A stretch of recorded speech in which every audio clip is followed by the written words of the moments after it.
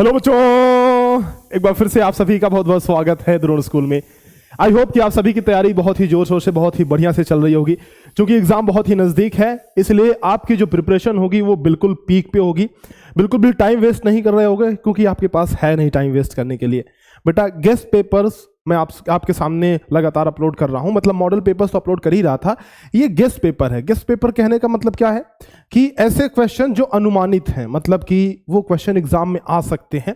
इस तरह के हमारे द्वारा गेस्ट किए गए जो क्वेश्चंस हैं उनको मैं लेकर के आ रहा हूं आप सभी के सामने। इसको जरूर से पढ़ करके जाना, क्योंकि इस प्रकार के क्वेश्चन आपको एग्जाम में देखने को मिलेंगे। बेटा ये तो मैंने मिनिमम 50 लिखा है ना। इससे ज्यादा क्वेश्चन आपको एक पेपर से मिल जाने वाले हैं। बेटा इस पेपर से इससे ज्यादा क्वेश्चन आपको मिलने वाला है एग्जाम में। अब मान करके चलो ना कि मैथमेटिक्स के अंदर, अगर मैं मैथमेटिक्स की बात करूं तो लगभग 80 से 90% क्वेश्चन आपके मैच करेंगे। डेटा अलग होगा, ये आप जब आप देख कर के आओगे ना, एग्जाम दे कर के आओगे तो खुद आप बेटा महसूस करो, इस बात को महसूस करोगे, देखोगे। जब मिलाओगे तो पाओगे कि कम से कम इतने क्वेश्चन मैच कर रहे हैं। डेटा तो अलग होगा, जाहिर सी बात है, लेकिन पैटर्न सेम होगा।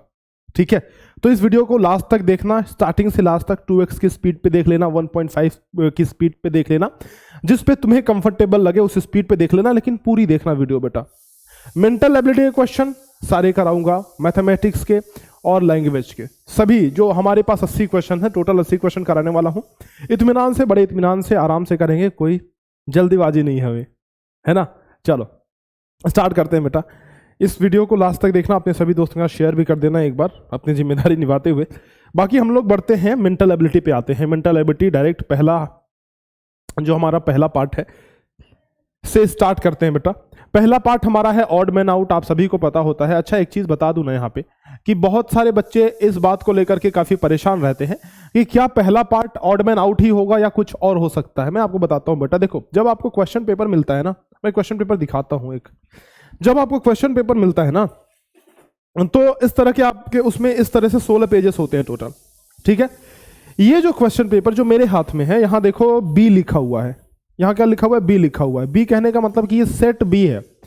तो अलग अलग सेट होते हैं क्वेश्चन पेपर के। पिछली बार आई गेस आई तक था, ABCD से लेकर के आई जे तक था, कभी कभी Z तक भी हो जाते हैं, कभी कभी 4 सेट भी रहते हैं। तो कहने का मतलब ये है कि अलग अलग सेट्स होते हैं, और इन सेट्स की खास बात क्या है कि question will be the same, मतलब जितने भी सवाल होंगे वो सारे के सारे सेम होंगे। 80 क्वेश्चन सेट ए में भी होंगे, 80 क्वेश्चन सेट बी में भी होंगे, और क्वेश्चन सेम होंगे, लेकिन उनका ऑर्डर अलग अलग होगा। क्या मतलब हुआ कि पहले क्वेश्चन पे अगर ऑड मैन आउट का कोई क्वेश्चन है पहले नंबर पे सेट ए में, तो सेट बी में वो 5वें पे हो सकता है। समझ रहे हो? ऑर्डर अलग अलग हो सकता है कि क्वेश्चन कोई पहले नंबर पे सेट ए में है, वही क्वेश्चन 20वें नंबर पे सेट बी में हो सकता है। ये बात समझ में आ रही है? तो इसीलिए आपको इसकी चिंता नहीं करनी है। इसीलिए मैं आपसे कहता हूं कि इंस्ट्रक्शन पढ़ते जाओ बेटा। इसमें मैं आराम से चल रहा हूं, आपको सारी चीजें समझाते हुए चलूंगा। इसीलिए मैं आपसे कहता हूं ना, ये जो इंस्ट्रक्शन क्वेश्चन के पहले दिया हुआ होता है उसको जरूर से पढ़ लिया करो। आप इंस्ट्रक्शन से पता चल जाएगा कि क्वेश्चन किस कैटेगरी का है। वैसे अगर आपने प्रैक्टिस की हुई है तो वैसे इसको भी कुछ खास पढ़ने की जरूरत नहीं पड़ेगी। क्यों भाई? क्योंकि कैटेगरी तो आप देखते ही पहचान लोगे कि किस कैटेगरी का है। जैसे ही आप क्वेश्चन देखोगे आपको पता चल जाएगा भाई 4 ऑप्शन है और इस तरह का कुछ दिख रहा है, कुछ रिलेशन है 3 फिगर्स में, एक अलग है तो ऑड मैन आउट वाला ही है, तो आप पहचान लोगे। लेकिन फिर भी मैं कहता हूं कि एक्सक्लूसिवली बेटा आप निर्देश पढ़ो। कभी कभी होता है कि बदल जाते हैं क्वेश्चंस, मतलब किस प्रकार के क्वेश्चन आने वाले हैं वो थोड़े चेंज हो जाते हैं बेटा। ठीक है, कुछ और पूछ लेता है ऑड मैन आउट ना पूछ करके, तो इसीलिए निर्देश पढ़ा करो। पढ़ोगे क्लियर? चलो स्टार्ट करते हैं बेटा। देखो इसमें क्या अलग है। ऑड मैन आउट में हमें एक अलग जो होगा उसको हमें सेलेक्ट करना है, बाकी तीनों एक समान होगा। ये चाय की प्याली क्या है बेटा? ये चाय की प्याली है ना। और ये सब क्या है? ये मैसेज से रिलेटेड है, क्योंकि ये ऐसे बबल्स बने हुए ना, स्पीच बबल बोलते हैं। ये लेटर है, ये भी मैसेज भेजने से रिलेटेड है, ये भी मैसेज से ही रिलेटेड दिख रहा है। मतलब ये जो तीनों हैं ये कम्युनिकेशन यानी मैसेज से रिलेटेड है, संदेश से रिलेटेड है। जबकि ऑप्शन नंबर ए सबसे अलग हुआ, क्योंकि ये चाय से रिलेटेड है, पीने वाली चीज है, खाने पीने वाली चीज है कि नहीं? तो ये सबसे अलग हो गया। उसी तरीके से नेक्स्ट देखो, ये वाला क्वेश्चन कौन सा अलग दिख रहा है। अच्छा इस तरह के क्वेश्चन में ना जो ऑड मैन आउट के क्वेश्चन आते हैं, इसमें आपको जनरल आपके डे टू डे लाइफ से भी रिलेटेड चीजें दिखेंगी, ज्योमेट्रिकल चीजें भी दिखेंगी, मैथ से रिलेटेड भी चीजें दिखेंगी। ठीक है, तो इस चीज को समझते हुए चलना, जितने भी कैटेगरीज हैं सबको कवर करना है। यहां पे देखो इसमें पहले छोटी आकृति, फिर बड़ी और फिर बड़ी आकृति। इसमें भी पहले छोटी, फिर बड़ी और फिर बड़ी आकृति। ठीक है, इसमें भी पहले छोटी, फिर बड़ी और फिर उससे बड़ी आकृति।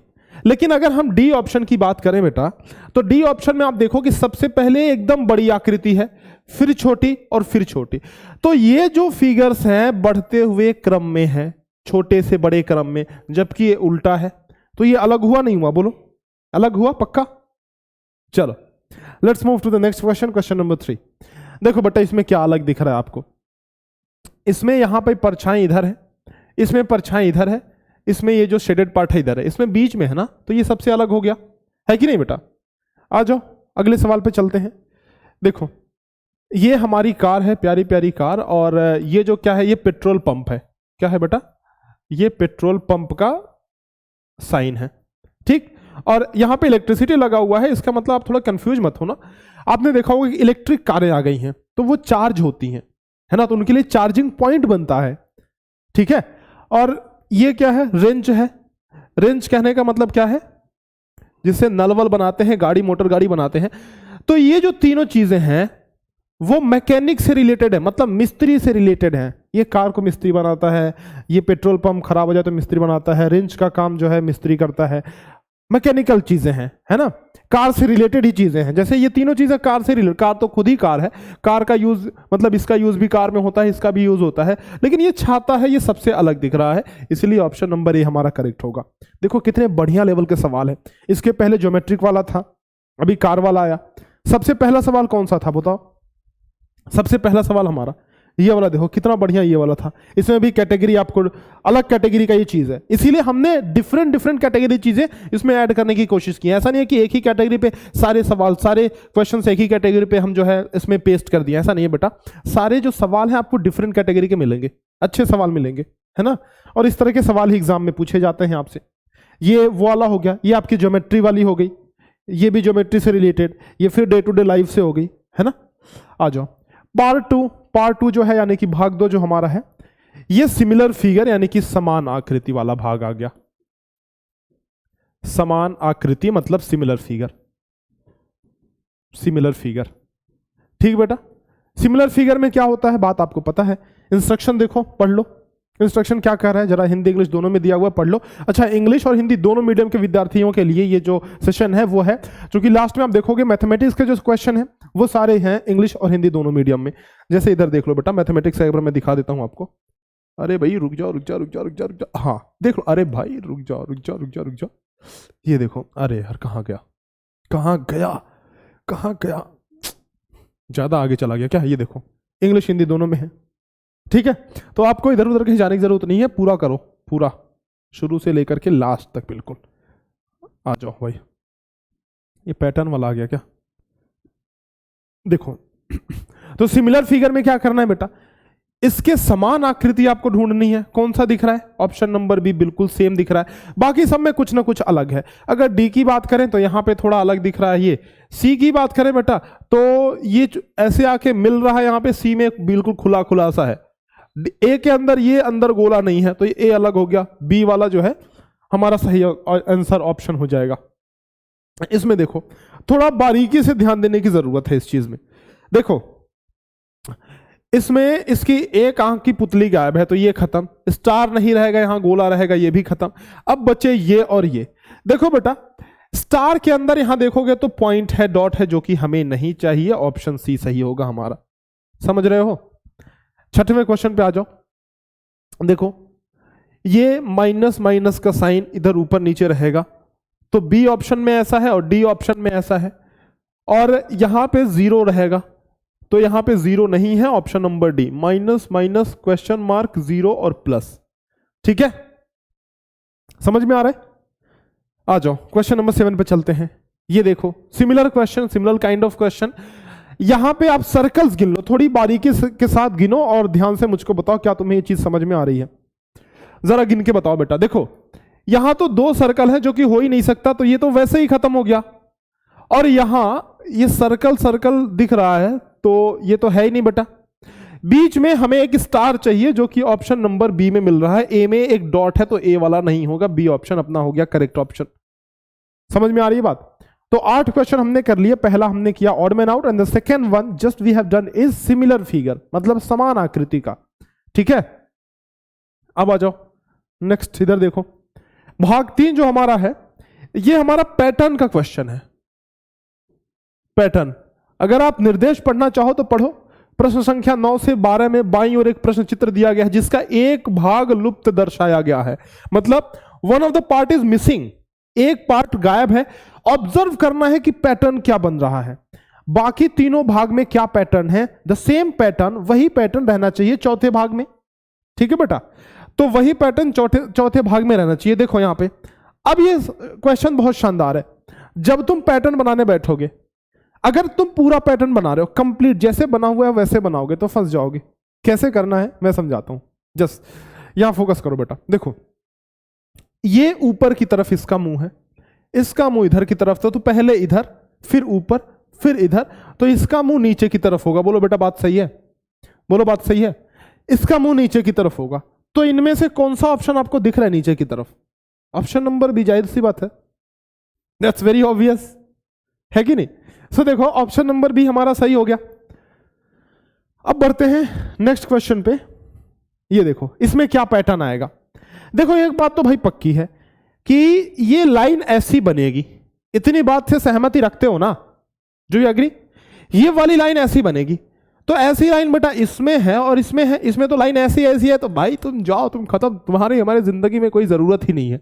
अच्छा एक चीज और देखो, यहां पे कोई काला पार्ट है क्या बेटा? नहीं है, हमें एक काले पार्ट की जरूरत है इस तरीके से, तो बी ऑप्शन सही हो गया हमारा, है कि नहीं? बी ऑप्शन हमारा सही ऑप्शन हो गया, बिल्कुल करेक्ट ऑप्शन। इसमें कोई संदेह वाली, कोई दुविधा वाली, कोई संशय वाली, कोई प्रॉब्लमेटिक बात है ही नहीं। आगे बढ़े, ये वाला देखो। अच्छा चलो मैं आपको बता दूं बेटा कि अगर आपने 30 मॉक टेस्ट के सीरीज में एनरोल नहीं किया है तो कर लें, इससे आपका परफॉर्मेंस बहुत ही बूस्ट होगा और आप अपना एनालिसिस कर सकते हो कि किस लेवल पे हो, कहाँ पे आपको दिक्कत आ रही है, कौन से सेक्शन में दिक्कत आ रही है, कौन से सेक्शन में आपको कुछ भी करने की जरूरत नहीं है, परफेक्ट है। तो ये सारी चीजें आप कर सकते हो। इसका प्राइस हमने घटा करके 299 कर दिया है एग्जाम टाइम के लिए।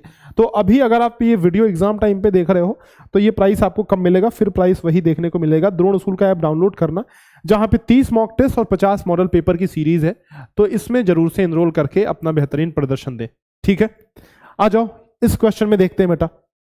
देखो एक बात समझो, सबसे पहली बात तो ये समझो कि यार यहां पे ये ऐसा ऐसा है ना, इस तरीके से, तो ये भी तो पैटर्न ऐसा बनेगा, कुछ ऐसा पैटर्न ये भी बनेगा। सही बात है, बोलो सही बात है बेटा? तो अगर ऐसा पैटर्न बनेगा तो मुझे एक ऐसी लाइन चाहिए और एक ऐसी लाइन चाहिए। यहां पे, यहां से मैं लाइन निकाल रहा हूं, मुझे एक ऐसी लाइन चाहिए और एक ऐसी लाइन चाहिए, है कि नहीं? तो कौन से ऑप्शन में ऐसा है? ए ऑप्शन में हो सकता है, लेकिन देखते हैं। देखो सी ऑप्शन में ये किनारे तक नहीं गया हुआ है तो ये खत्म हो गया।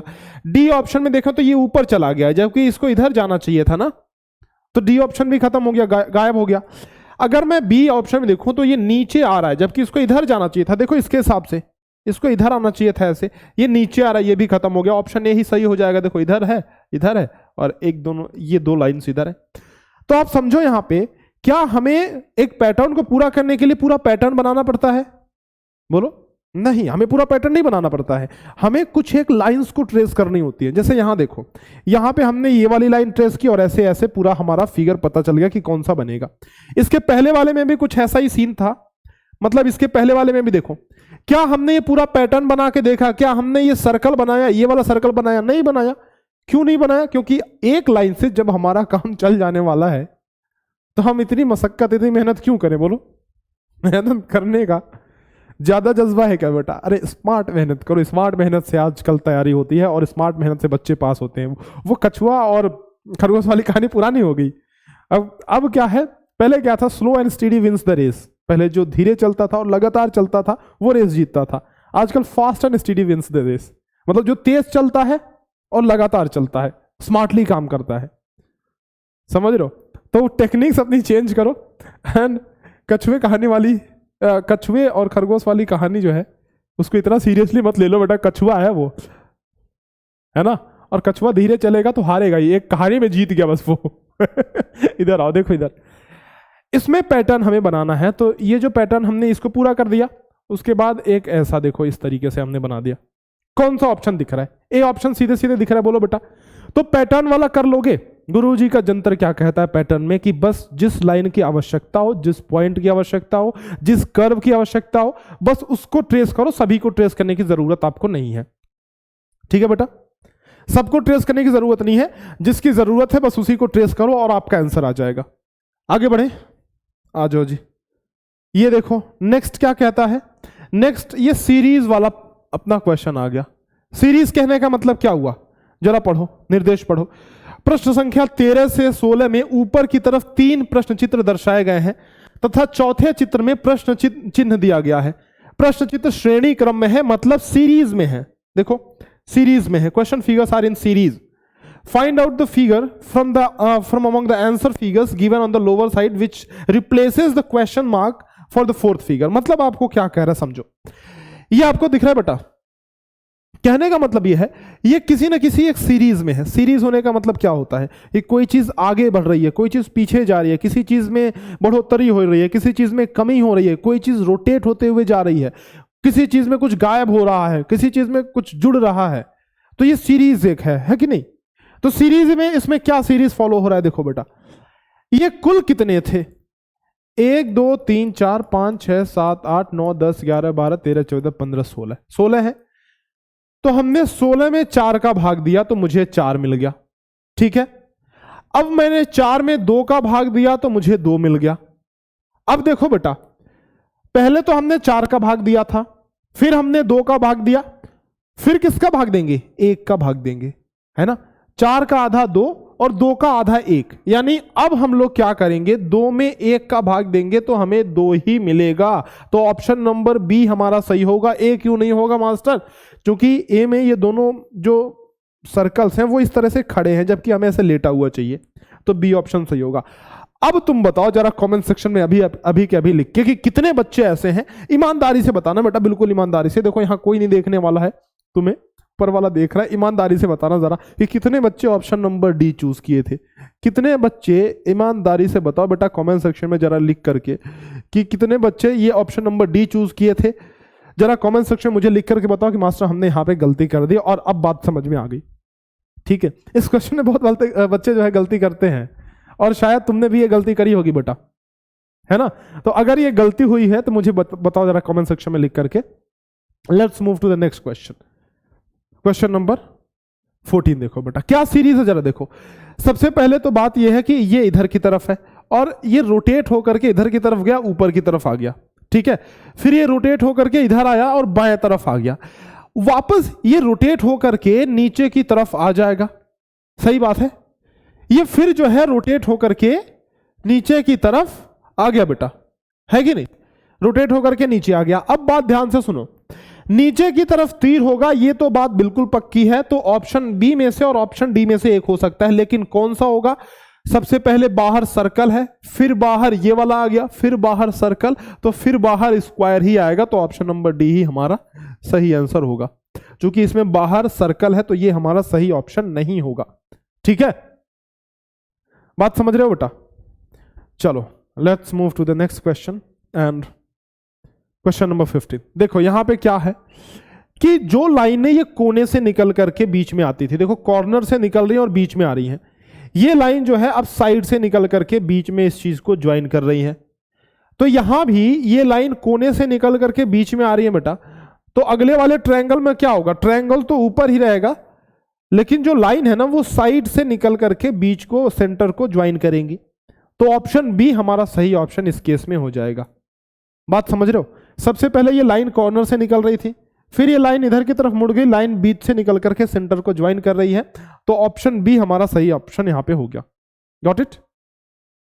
चलो आगे बढ़ते हैं नेक्स्ट क्वेश्चन पे। आ जाओ नेक्स्ट क्वेश्चन देखो। अब थोड़ा जल्दी करें क्या बेटा, जल्दी करें थोड़ा। देखो ये जो पार्ट है इसमें हमने आधा रंग दिया, आधा कलर कर दिया, तो ये बन गया। ठीक है, अब जो है ऐसा ही पार्ट हमने एक और इस तरीके से बनाया और हमें ऑप्शन ये वाला मिल गया, मतलब तीसरी आकृति मिल गई। ये दूसरी, ये तीसरी। आगे क्या करेंगे, इस आधे को भी हम कलर कर देंगे, है ना। तो कैसे क्या चीज बन रहा है देखो, इसको भी कलर कर दिया तो ऑप्शन सी मिल जाएगा।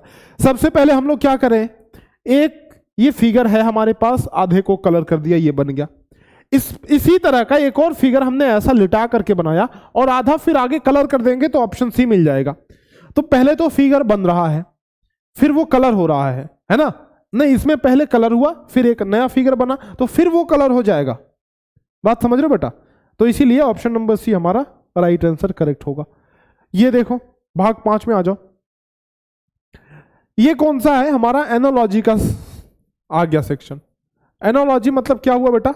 एनालॉजी मतलब संबंध वाले क्वेश्चन आ गए हमारे। कौन से क्वेश्चन?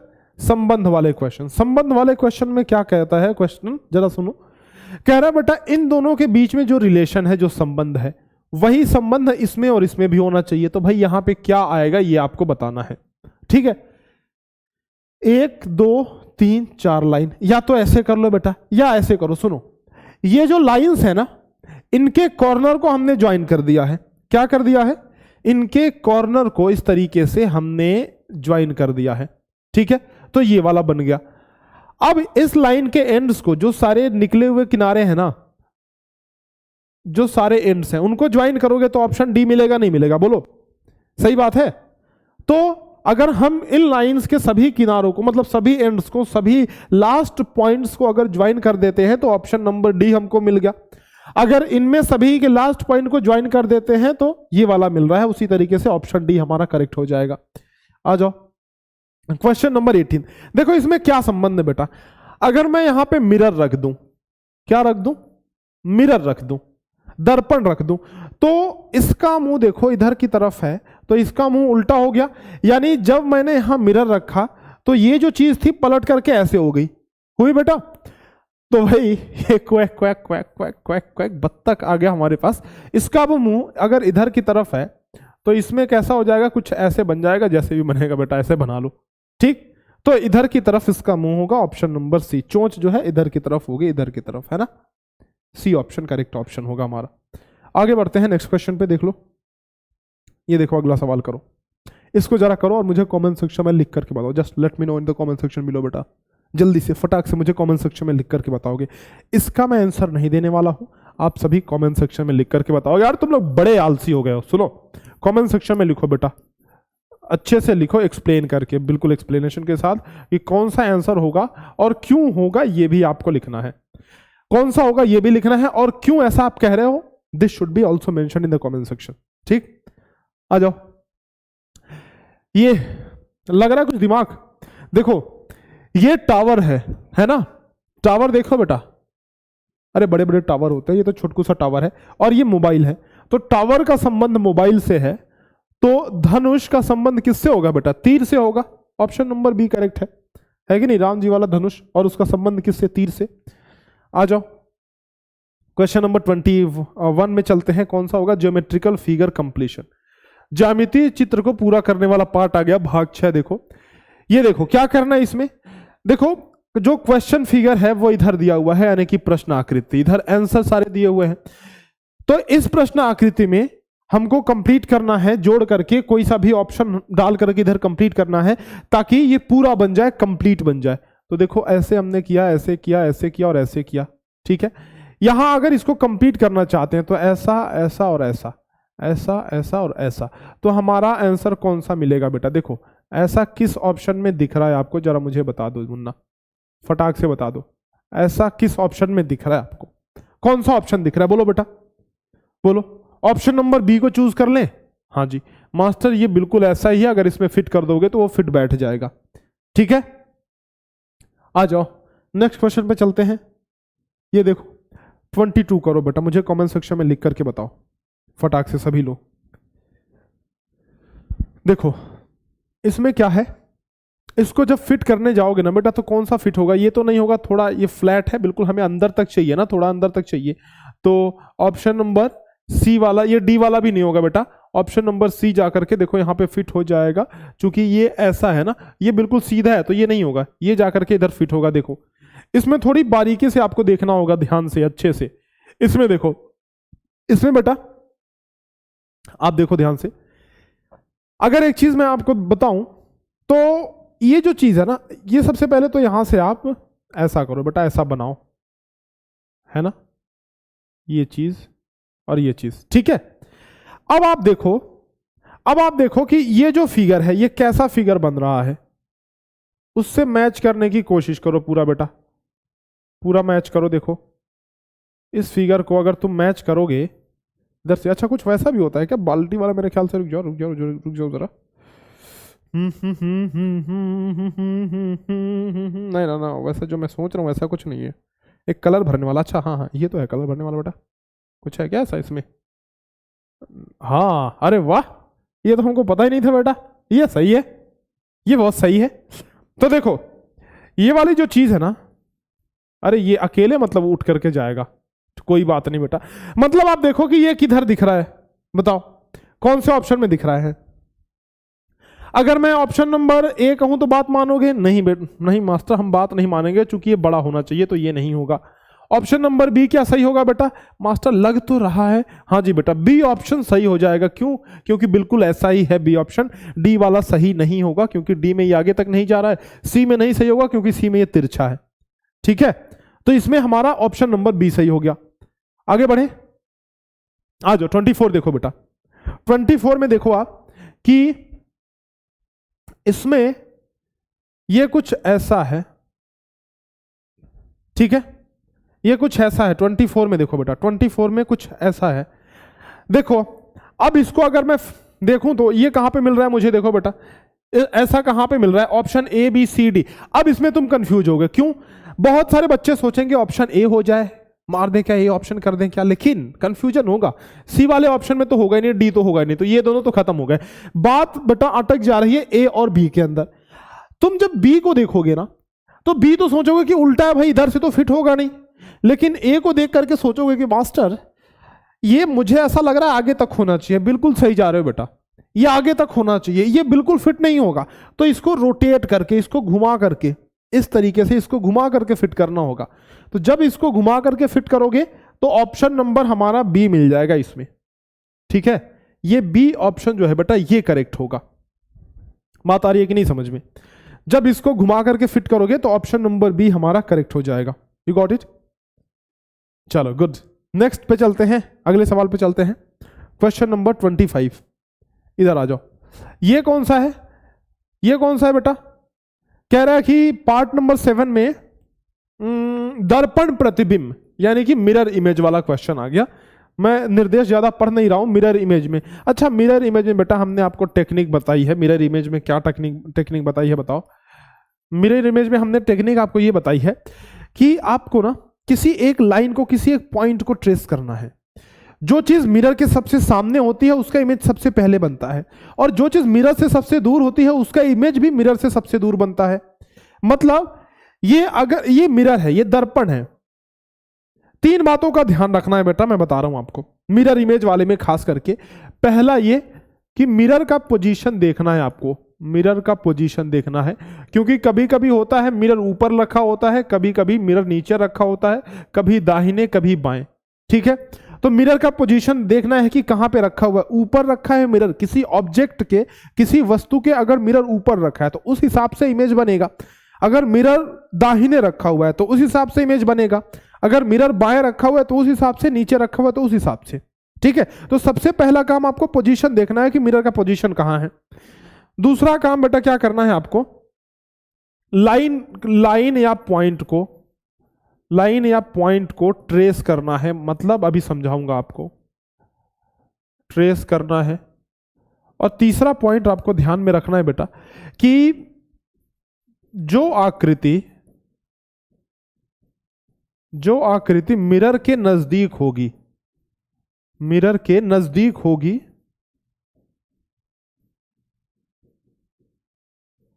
उसका इमेज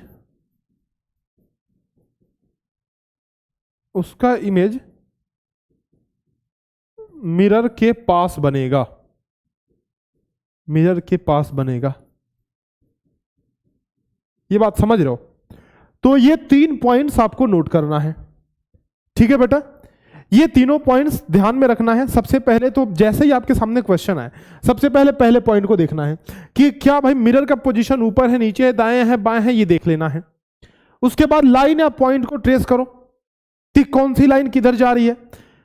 जैसे एक लाइन इधर जा रही है तो मिरर में वो लाइन उल्टे दिशा से आएगी।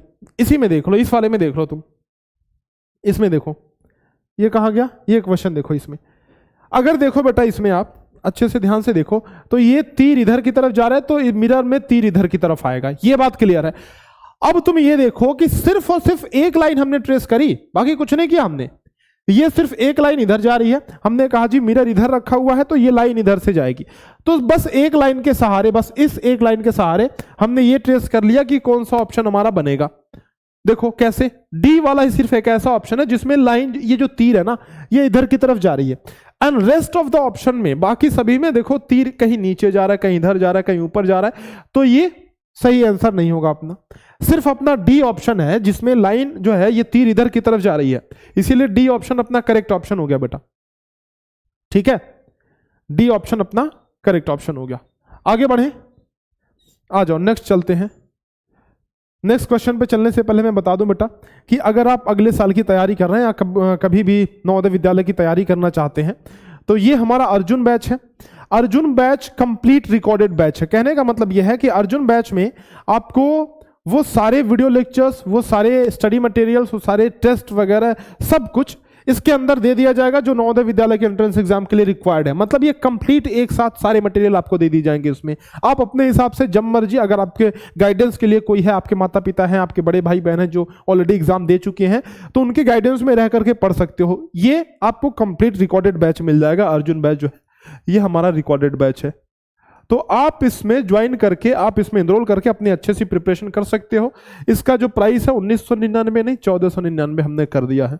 ठीक है, सारी चीजें इसमें आपको मिलेंगी।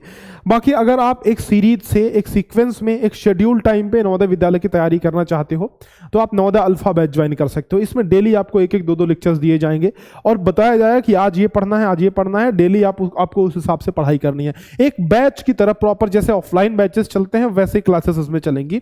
ठीक है, तो नवोदय अल्फा बैच वो बच्चे ज्वाइन कर सकते हैं जिनको एक शेड्यूल चाहिए, जिनको एक पैटर्न में पढ़ना है, और जो सेल्फ बेस्ड पढ़ाई करना चाहते हैं वो नवोदय वाला अर्जुन बैच ले सकते हैं हमारा। तो इसमें जरूर से एनरोल करें। आप फीडबैक देख सकते हैं, बहुत सारे बच्चे लगातार निकाल रहे हैं नवोदय विद्यालय के एंट्रेंस एग्जाम। सैनिक alpha is our batch we are running for the students who are preparing for Sainik School entrance examination. So if you are preparing for Sainik School entrance examination, All India Sainik School entrance examination 2024-25, whatever you are preparing for, you can enroll in the Sainik Alpha batch. Everything will be provided in this batch as well. Every facilities will be there, video lectures will be there, PDF notes material and test papers, weekly test, that is chapter test, specifically chapter test आपको provide करे जाएंगे। तो वो सारी चीजें इसमें भी आपको दी जाएंगी सैनिक अल्फा बैच में। ठीक है, किसी भी जानकारी के लिए आप हमें कॉल या व्हाट्सएप कर सकते हैं 6260388361 पे। चलिए आगे बढ़ते हैं। मिरर का एक और सवाल। तो पहले वाले सवाल में क्या था, मिरर जो था ना साइड में रखा हुआ था, है ना, तो जब तीर इधर से आ रहा था तो मिरर में तीर इधर की तरफ दिख रहा था। इसमें क्या है, मिरर ऊपर रखा हुआ है, ध्यान से देखो उधर ऊपर रखा हुआ है। तो अगर ऊपर रखा हुआ है तो कैसा बनेगा बोलो, अगर ऊपर रखा हुआ है तो इमेज कैसा बनेगा बेटा। देखो जैसे अगर मिरर इधर रखा हुआ होता तो ये इमेज ऐसा पलटता, ऐसे ऐसे है, ऐसे पलट जाता। लेकिन चूंकि मिरर ना ऊपर रखा हुआ है तो ये इमेज ऐसे पलट जाएगा, ऐसे है ना, ये ऐसे पलट जाएगा, इधर की तरफ पलट जाएगा।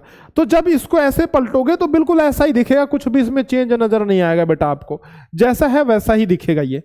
ठीक है, तो ऑप्शन नंबर ए ही सही हो जाएगा आपका। तो इसमें कंफ्यूज मत होना। बहुत सारे बच्चे सोचेंगे भाई तीर इधर से जा रहा है तो तीर उल्टी हो जाएगी ना, बेटा नहीं होगा। क्यों, मिरर ऊपर रखा हुआ है तो जहां, इसीलिए मैंने कहा सबसे पहले पोजीशन देखना। अगर मिरर ऊपर रखा हुआ है तो उस हिसाब से इमेज बनेगा ना, अगर मिरर बगल में रखा हुआ है तो उस हिसाब से इमेज बनेगा। बात सही है कि नहीं।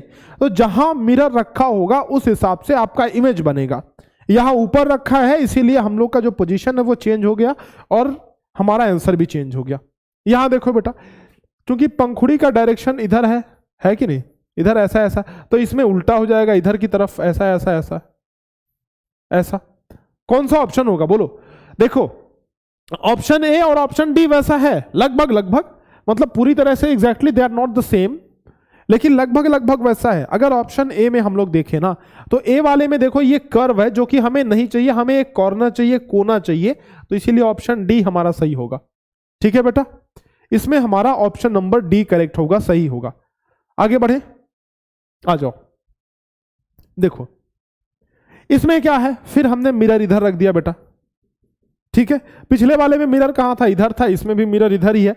तो देखो मैंने क्या कहा कि जो सबसे पहले मिरर के नजदीक होगा वो मिरर के नजदीक उसका इमेज बनेगा।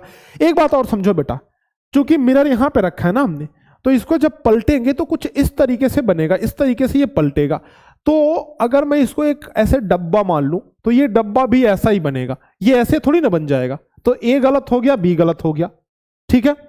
अब ये जो पलट रहा है ना, ये जो पलट रहा है बेटा, ये ऐसे नहीं पलट रहा है, इसलिए इस तरीके से उल्टा नहीं होगा ये, तो ऑप्शन सी भी गलत हो जाएगा। अब देखो हमारी एलिमिनेशन टेक्निक काम आ गई। एलिमिनेशन टेक्निक, एलिमिनेशन मेथड का मतलब ये हुआ कि ए तुम भी घर जाओ, बी तुम भी घर जाओ, अरे तुम भी आराम करो, हमारा आंसर तो डी है बेटा। समझ में आ रही बात? एलिमिनेशन मतलब हमने ये सारे आंसर को घर भेज दिया, जाओ तुम आराम करो, जाओ खेलो कूदो, हमसे जिससे मतलब है वो है डी, तो सिर्फ डी अपना है, बाकी सारे पर आए, तो डी वाले को हम लोग टिक करेंगे, ऑप्शन नंबर डी। देखो क्योंकि सबसे मिरर के करीब ये वाला है, तो इसीलिए मिरर के करीब जो बनेगा म ही बनेगा, हमारा उल्टा म बनेगा, लेकिन मिरर के करीब बनेगा, तो ऑप्शन नंबर डी। इधर पहले म फिर क्र, क्रम लिखा हुआ है ना, तो म फिर क्र। अगला देखो कागज के टुकड़े काटने वाला बेटा, इसको सभी लोग ध्यान से करेंगे, बहुत ज्यादा इसमें आप सभी फंसते हो, इसीलिए सभी लोग बिल्कुल ध्यान से करेंगे बेटा। भाग नंबर 8 कागज के टुकड़े काटना, इसमें कह रहा है कि 29 से 32 में ऊपर पर, अच्छा देखो मैंने कहा कि क्वेश्चन नंबर चेंज हो सकता है, तो यहां 29 से 32 लिखा है, आपके क्वेश्चन में 8 से 12 हो सकता है, मतलब या फिर 9 से 12, 9 से 12 वैसे 4-4 का ग्रुप रहता है, तो 1 से 4, 5 से 8, 9 से 12 इस तरीके का होगा। 29 से 32 उसमें है, हो सकता है कि आप वाले में हो 33 से 36, 36, हाँ 33 से 36, ठीक है 33 से 36। तो ये कौन सा है बेटा, कागज काटने वाला है फिगर, यानी कि कागज काटने वाला क्वेश्चन। यहां देखो, यहां से हमने एक बार कागज को मोड़ दिया है, ठीक है, फिर जो है कागज को ऊपर से मोड़ा, नीचे से मोड़ा, और ऐसा एक कट लगा दिया। तो देखो ध्यान से सुनो, ये जो कट लगाया है और एक पंच यहां पे एक छेद कर दिया है, तो जैसे ऊपर से कागज नीचे की तरफ मोड़ा था हमने, फिर से जब वापस ऊपर की तरफ मोड़ेंगे ना, इसको फिर वापस से ऊपर की तरफ मोड़ेंगे, तो वापस जब ऊपर की तरफ मोड़ेंगे बेटा, तो यहां एक पंच आएगा और एक और ऐसा ये आ जाएगा, ठीक है, एक इस तरीके से आ जाएगा, और नीचे देखो, नीचे इस तरीके से यहां आ जाएगा। बात समझ रहे हो? अब जब वापस से फिर इसको इधर खोल दोगे तो ये पूरा कंप्लीट सर्कल हो जाएगा, ये भी कंप्लीट सर्कल, ये भी कंप्लीट सर्कल, तो इधर ये हो जाएगा, ठीक है। तो ऑप्शन नंबर बी आपका सही आंसर हो जाएगा बेटा। बात आ रही है समझ में? ऑप्शन नंबर बी यहां पे करेक्ट आंसर हो जाएगा।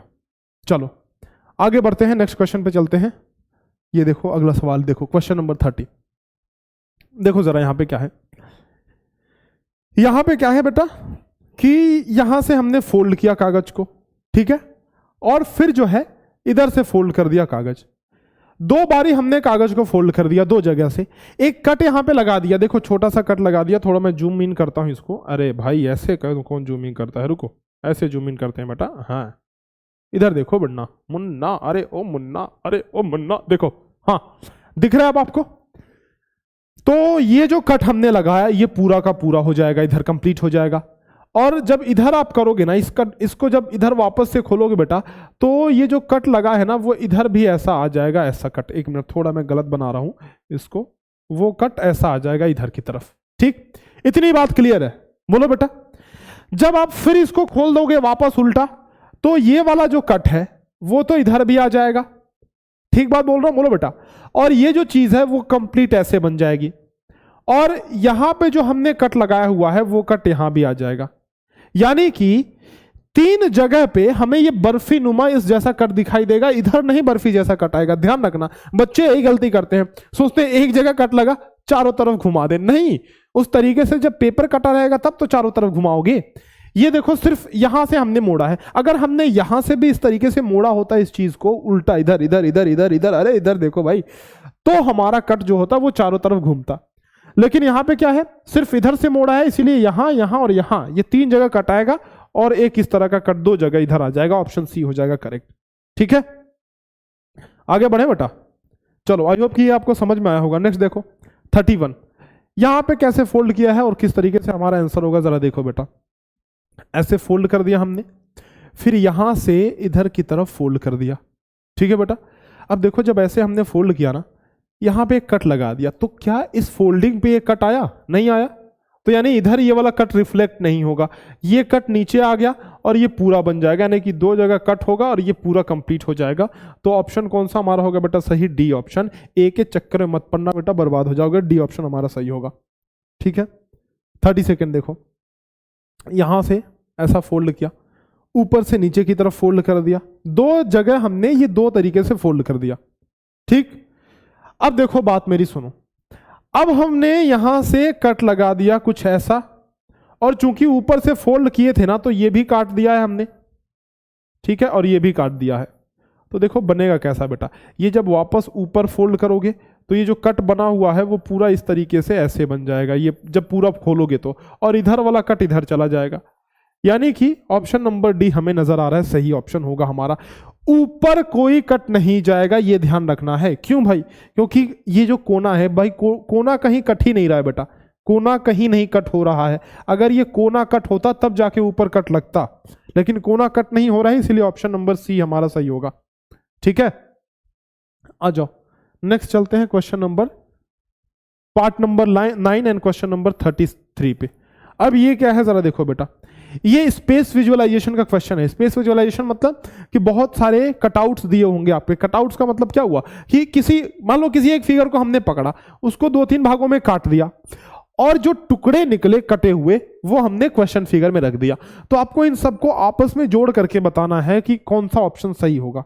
ठीक, तो कौन सा ऑप्शन सही होगा बेटा? इनमें देखो, इनको सभी को आपस में जोड़ोगे तो ऑप्शन नंबर ए ही आपको मिल जाएगा। सीधी बात है, नो बकवास। नेक्स्ट देखो, जब इन सबको आपस में जोड़ोगे तो कौन सा मिलेगा बोलो बेटा? इन सबको आपस में जोड़ोगे तो ये दोनों ही तो आपस में जोड़ोगे तो ये थोड़ा आगे सरक जाएगा, इधर की तरफ चला जाएगा। ठीक है, तो उधर की तरफ जाएगा तो ऑप्शन ए ही तो, ए नहीं बेटा, ऑप्शन सी ही तो मिलेगा। इसमें कोई ज्यादा दिक्कत वाली बात नहीं है, आप कर लोगे बड़े ही आसानी से, आराम से। ठीक है, नेक्स्ट आ जाओ, ये जरा देखो, दोनों आपस में जोड़ दो बेटा, बी ऑप्शन मिल जाएगा। यहां से देखो, यहां से कट करके ये वाला भाग अलग निकला था, ये वाला भाग अलग निकला था, तो ऑप्शन बी सही हो गया। यहां 36 देखो, ये थोड़ा कॉम्प्लेक्स है लेकिन उतना कॉम्प्लेक्स बनेगा नहीं, अगर अच्छे से करोगे ना तो उतना कॉम्प्लेक्स नहीं लगेगा बेटा तुम्हें, बस ये देखने में लग रहा है। ये देखने में छोटे लगे घाव करे, गंभीर वाला नहीं, ये छोटा पैकेट बड़ा धमाका कह सकते हो आप। देखो बेटा, इसमें एक चीज देखो, सबसे पहले आप गिनती कर लो यार, 1 2 3 4 5 चीजें हैं, है ना। ये जो पतली सी चीज दिख रही है यहां पे, पतला ट्रायंगल, कहीं है क्या इसमें? नहीं है। खत्म करो, कहानी खत्म करो बेटा। बी, सी और डी आपके पास बचे हुए हैं ऑप्शन में। ठीक है, अच्छा, अब अगर हम इनकी बी, सी और डी की बात करें बेटा, तो डी वाला यहां पे ये कवर नहीं हो रहा है इधर, तो डी वाला भी नहीं सही होगा।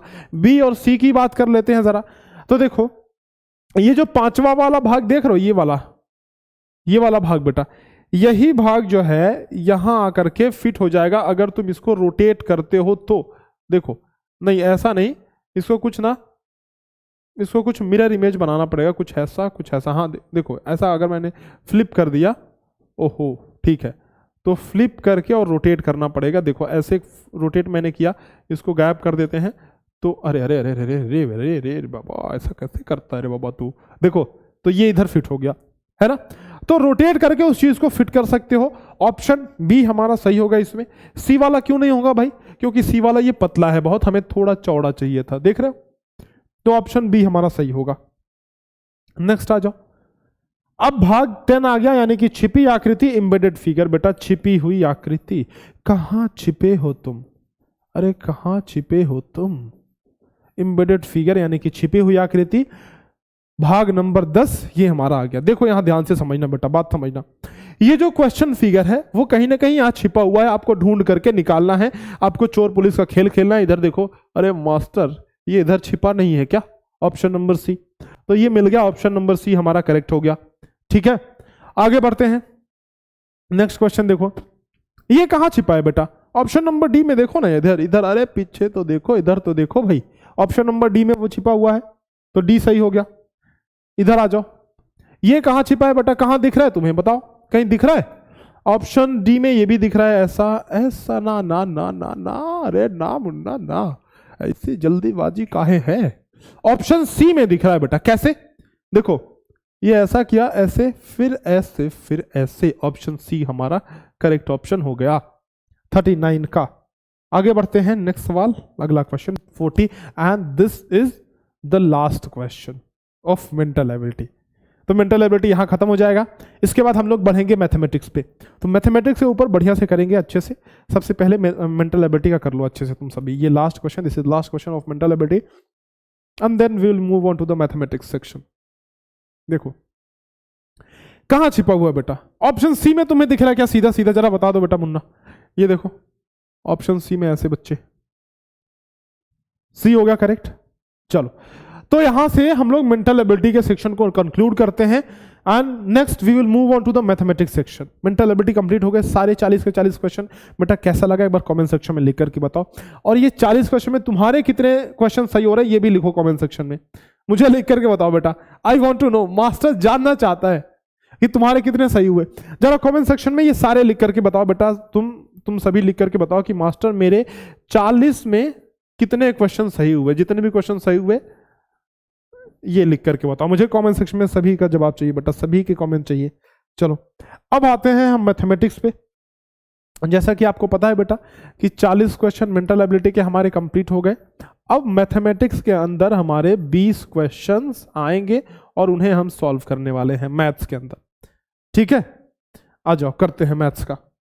इधर देखो पहला क्वेश्चन, कौन सी संख्या अभाज्य नहीं है? बेटा अभाज्य संख्या आप सभी जानते हो ना। अभाज्य संख्या क्या होता है? अभाज्य संख्या क्या होती है? जो संख्या खुद को और एक से छोड़ करके किसी और से डिवाइड ना हो उसको बोलते हैं अभाज्य संख्या। 69 तो 3 से डिविजिबल है बेटा, देखो है ना। कौन सी संख्या अभाज्य नहीं है? तो डी वाला नहीं है, बाकी सारे अभाज्य संख्याएं हैं। बस 69 एक ऐसी संख्या है जो अभाज्य नहीं है, यानी कि ये प्राइम है, यानी कि ये भाज्य है, कंपोजिट नंबर है। बाकी सारे नंबर्स क्या हैं? अभाज्य हैं। नेक्स्ट देखो, जब -1 को -1 से 89 बार गुणा किया जाए, कई बार बता चुका है बेटा, जब भी ये विषम हो ना, जब भी ये विषम हो, ठीक है, तो आपका आंसर माइनस में आएगा, नेगेटिव आंसर आएगा। और जब भी ये सम हो, यानी कि जब भी ये इवन हो, तो आपका आंसर क्या आएगा? आपका आंसर प्लस में आएगा, पॉजिटिव आएगा। ठीक है, तो डी ऑप्शन। इसमें कौन सा हो गया? 89 विषम है, ऑड है, तो -1 आंसर आ जाएगा। ठीक, नेक्स्ट देखो, कह रहा है कि which of the following number are written. एक मिनट बेटा, ये थोड़ा क्वेश्चन वाइज चेंज है ना। ये जो क्वेश्चन है ऑर्डर चेंज है, इंग्लिश में अलग ऑर्डर है, तो हिंदी वाला देखते हुए चलते हैं। ये वाला क्वेश्चन भी हिंदी में आ जाएगा आगे चल करके, बस ऑर्डर चेंज है इनका। ठीक है, 11/28 में क्या जोड़ा जाए कि योग 1 हो जाए बेटा? 11/28 में क्या जोड़ा जाए कि योग जो है 1 हो जाए? तो हमने कहा जी 11/28 में तुम मान लो कि x जोड़ दिया तो जो समीशन है वो 1 होना चाहिए। 11/28 है इधर, ठीक है। अब ऐसा करने से अब x की वैल्यू निकालनी है, तो 1 - 11/28, 28 का गुणा 1 में कर दो तो 28 - 11/28, तो ये कितना हो जाएगा? 17/28। ये तो हमारा आंसर आ रहा है बेटा। लेकिन मास्टर क्या कोई शॉर्टकट तरीका है? बिल्कुल बेटा, देखो सुनो, इसको पूरा करके हमें 1 बनाना है ना। 1 कब बनेगा? जब ऊपर सेम और नीचे सेम हो जाए, यानी अगर नीचे 28 है तो ऊपर भी 28 हो जाए। तो ऊपर मुझे क्या जोड़ना पड़ेगा कि 28 हो जाए बेटा? तो 28 में से 11 घटा दो, यानी कि 17 जोड़ना पड़ेगा, है ना, और नीचे 28 रहेगा। सीधा सीधा आंसर आ गया। तो इस तरीके से शॉर्ट टिक से भी आप कर सकते हो, जरूरी नहीं है कि x मान करके करो, ऐसे शॉर्ट टिक से भी आप कर सकते हो। आंसर आपका बिल्कुल सही आएगा, बिल्कुल सेफ है। ठीक है, चलो आगे बढ़ते हैं। 8 के प्रथम 5 गुणजों का योग। अब हमने ये चीज आपको, हाँ देखो ये चीज यहां आ गई बेटा। अच्छा ये क्वेश्चन देखो, अरे यार ये क्वेश्चन ना और किसी में ऐसा थोड़ी ना है बेटा। 2-3 क्वेश्चन है, मुझे लगता है कि जैसे इंग्लिश मीडियम वाला जो पेपर था और हिंदी मीडियम वाला पेपर था, उसमें क्वेश्चन का ऑर्डर अलग था, है ना। तो ये 2-3 क्वेश्चन है जो हिंदी इंग्लिश अलग अलग मिसमैच हो रहे हैं। लेकिन आप ये देखो, ये इससे पहले हिंदी वाला क्वेश्चन था ये हमारा, तो क्वेश्चन सारे कवर हो जाएंगे। ठीक है, बस आप इधर ध्यान दो, हिंदी वाले के हिसाब से चलते हैं। 8 के प्रथम 5 गुणजों का योग, यानी कि कहना यह चाह रहा है कि सम ऑफ फर्स्ट 5 मल्टीपल्स ऑफ 8। अच्छा, इसका हमने आपको एक फॉर्मूला बता रखा है, बोलो बेटा, याद है आपको फॉर्मूला कि x के प्रथम n गुणजों का योग क्या होता है बताना, फॉर्मूला बताना बेटा। x into n plus 1 n/2। तो x की वैल्यू क्या है, 8 के प्रथम 5 गुणजों का योग, यानी कि x बराबर 8 है, प्रथम 5 यानी कि n बराबर 5 है, ठीक है। तो x बराबर 8 है और n बराबर 5 है, तो 5 इंटू 5 प्लस 1 n/2। देखो इधर, यहां से आप देखो तो 2 चौके 8 हो गया और 5 6 का 30, 3 चौके 12, तो 120 हमारा आंसर आ जाएगा। इधर कर लोगे बेटा, बोलो। चलो आगे बढ़ते हैं, नेक्स्ट क्वेश्चन पे चलते हैं। 35 के गुणनखंड कौन कौन से हैं? देखो फिर ये आगे पीछे वही क्वेश्चन है, देखो फिर पिछला वाला क्वेश्चन इधर है। 35 के गुणनखंड कौन कौन से हैं? देखो अगर 35 के आपसे ये पूछे कि प्राइम फैक्टर कौन कौन है, प्राइम फैक्टर यानी कि अभाज्य गुणनखंड कौन कौन से हैं, तो आपको बताना है कि भाई 35 के प्राइम फैक्टर 5 इंटू 7 हो जाएंगे। लेकिन आपसे पूछ रहा है गुणनखंड कौन कौन से है। गुणनखंड मतलब वो सभी संख्याएं गुणनखंड होती हैं जिनका डिवीजन 35 में हो जाएगा। यानी एक भी 35 को डिवाइड करता है तो एक भी 35 का गुणनखंड हुआ, 5 भी करता है तो 5 भी हुआ बेटा, 7 करता है तो 7 भी हुआ, और 35 खुद ही 35 को डिवाइड करता है, यानी 35 खुद भी गुणनखंड हो गया। तो 1 5 7 और 35, 3 नहीं करता है बेटा, 3 नहीं होगा, है ना, ऐसी बातें मत किया करो। तो सी ऑप्शन हमारा सही हो गया, ठीक है। आ जाओ नेक्स्ट, कह रहा है कि 20 25 30 के लसा और मसा में अंतर है, difference between the LCM and HCF of 20 25 and 30। तो जब भी अंतर पूछे ना तो आपको लसा और मसा दोनों निकालना है, और लसा और मसा दोनों निकाला जा सकता है प्राइम फैक्टराइजेशन मेथड से, ठीक है। तो टाइम बचाने के लिए आप ऐसे क्वेश्चन में प्राइम फैक्टराइजेशन मेथड का यूज जरूर से किया करो। देखो बात समझो कैसे, आपके पास है 20, तो 20 बराबर लिख सकते हो 2 दूनी 4 पंजे 20। आपके पास है 25 बराबर लिख सकते हो 5 इंटू 5। आपके पास है 30, तो आप लिख सकते हो 2 गुणे 3 गुणे 5, ऐसा लिख सकते हो, बोलो बेटा। अब देखो एचसीएफ आपको निकालना है, अगर आपको मसा निकालना है तो कॉमन देख लो कि कॉमन क्या क्या है, ठीक है। तो कॉमन 5 है, यानी कि 5 हमारा एचसीएफ हो गया, मसा हो गया, ठीक। अगर लसा निकालना है, एलसीएम निकालना है, तो कैसे करोगे बेटा? सबसे ज्यादा 2 कहां आ रहा है? यहां पे आ रहा है। सबसे ज्यादा 5 कहां पे आ रहा है? इधर आ रहा है।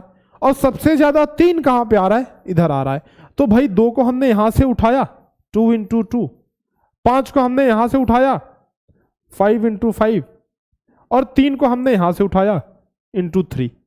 2 दूनी 4, 3 12 पंजे 60 और 6 पंजे 300, यानी कि हमारा जो एलसीएम आ रहा है वो 300 आ रहा है। अगर एलसीएम इस मेथड से समझ में नहीं आ रहा हो तो नॉर्मल मेथड जैसा मैंने सिखाया वैसे कर लो बेटा। जैसे मैंने तो जानबूझ के ऐसा कराया ताकि एक ही काम से एक तीर से 2 निशाने लग जाए, एक तीर से 2 चिड़िया गिर जाए। देखो अगर आपको 20 25 और 30 का एलसीएम ऐसे निकालना है तो ऐसे निकाल लो, 2 से काटा 10 हुआ, 25 बचा रह गया, और ये 15 आ गया। 2 से काटा बेटा 5 हुआ, 25 बचा रह गया, और 15 भी बचा रह गया। 3 से काटा 5 25, 3 पंजे 15 हो गया। 5 से काट दिया मास्टर, काट दो, 5 पंजे 25, 5 इकन्ने 5, 5 से काटा 1 1 1 हो गया। तो आप यहां देखो ना एलसीएम कितना हो रहा है, 2 दूने 4 3 12 पंजे 60 पंजे 300, तो 300 यहां से एलसीएम आ जा रहा है। तो आप ऐसा भी कर सकते हो, कोई दिक्कत नहीं है बेटा, जैसे तुम्हारी मर्जी, जैसे समझ में आ रहा हो वैसे कर लो, ठीक है। तो कुल मिला के बात यह है कि एलसीएम 300 आ रहा है, एचसीएफ आ रहा है 5। एचसीएफ भी तुम भाग विधि से निकाल सकते हो। तो 300 और 5 अंतर कह रहा है कि योग कह रहा है? अंतर कह रहा है, तो 300 में से 5 घटा दो, बच जाएगा 295, और यही आपका करेक्ट आंसर हो जाएगा बेटा, ठीक है। Option number B will be the correct answer, got it. तो ये चीज आपको समझ में आ रही है, बोलो बेटा। 295 ऑप्शन बी जो होगा वो आपका करेक्ट आंसर, वही आपका सही आंसर होगा। आगे बढ़े, क्या बोलती है पब्लिक? आगे बढ़ने के लिए बोलती है? चलो आगे बढ़ते हैं बेटा। 46 क्वेश्चन हो चुके हैं हमारे, आ जाओ नेक्स्ट।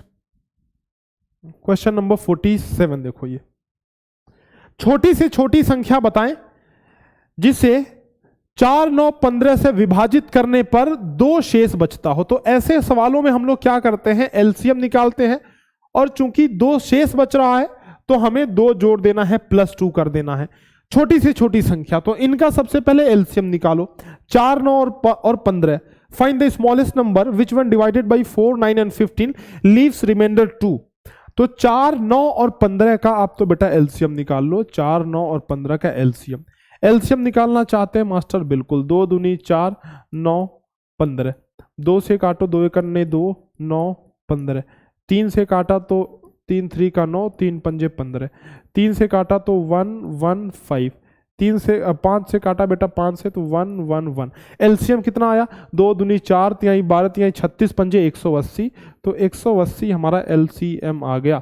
लेकिन क्या ये हमारा आंसर है? नहीं, बिल्कुल नहीं। 2 रिमाइंडर बच रहा है, 2 शेष बच रहा है। तो जो हमारे पास एलसीएम निकल के आया है ना, 180 एलसीएम निकल के आया है।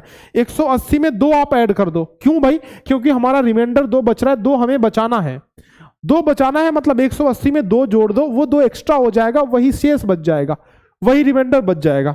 ठीक है, तो 180 प्लस 2 ये हो जाएगा 182। ऑप्शन डी है बेटा। चलो 48 आ जाओ। 4 अंकों की एक ऐसी सबसे छोटी संख्या ज्ञात कीजिए जो एक पूर्ण वर्ग हो, कंप्लीट स्क्वायर। ठीक है, फिर वही सवाल आगे पीछे। 4 अंकों की एक सबसे छोटी संख्या ज्ञात कीजिए जो एक पूर्ण वर्ग हो। पूर्ण वर्ग यानी कि कंप्लीट स्क्वायर आपको चाहिए। 4 अंकों की एक ऐसी छोटी संख्या जो पूर्ण वर्ग हो। तो देखो कैसे करेंगे, यहां देखो 4 अंकों की छोटी से छोटी संख्या जो पूर्ण वर्ग हो। बेटा देखो, सबसे पहले तो आप ये देखो कि 4 अंकों की छोटी से छोटी संख्या क्या होती है। The smallest 4 digit number is 1000। 4 अंकों की द मिनिमम नंबर जो है बन सकती है वो 1000 है ना। लेकिन साथ साथ आपसे ये कह रहा है कि वो पूर्ण वर्ग हो, यानी कि कंप्लीट स्क्वायर हो।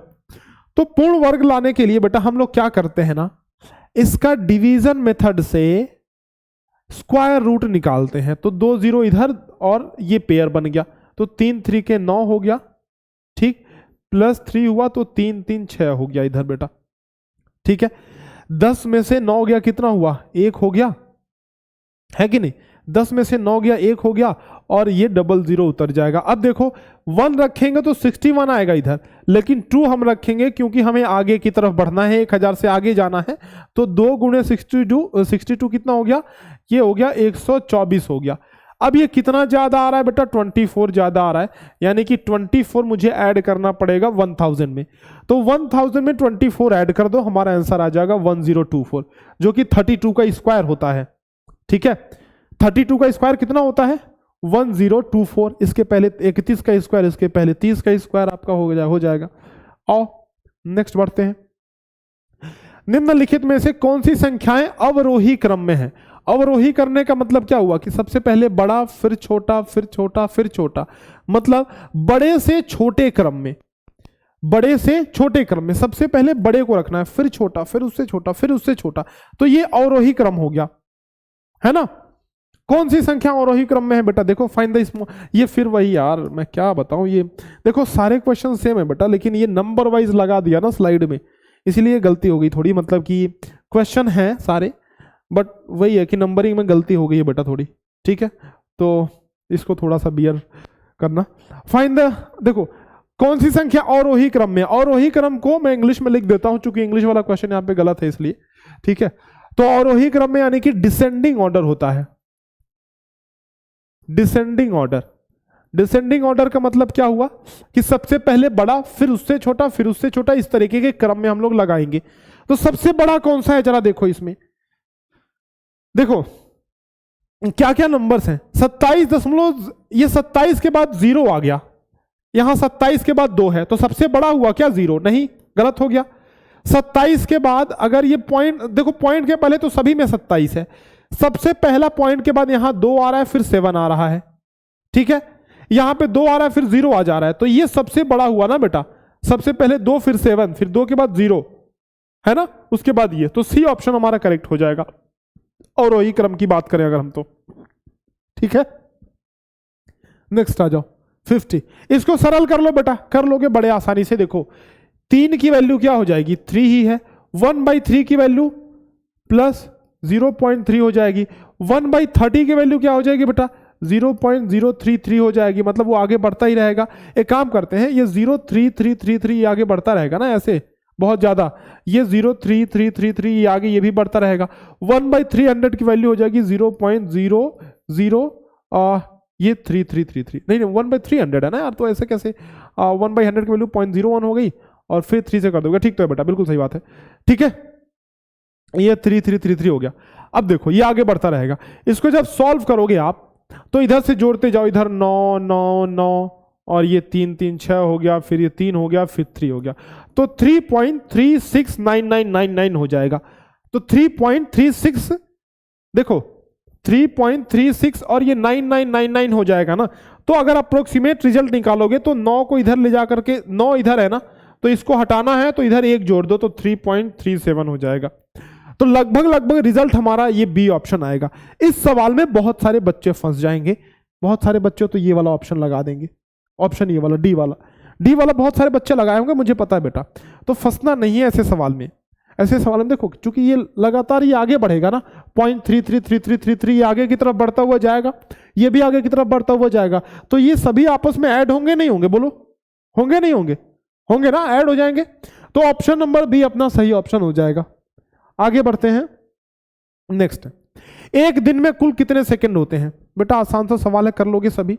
एक दिन की बात कर रहा है कि कुल कितने सेकंड होते हैं। बेटा एक दिन में 24 घंटे होते हैं।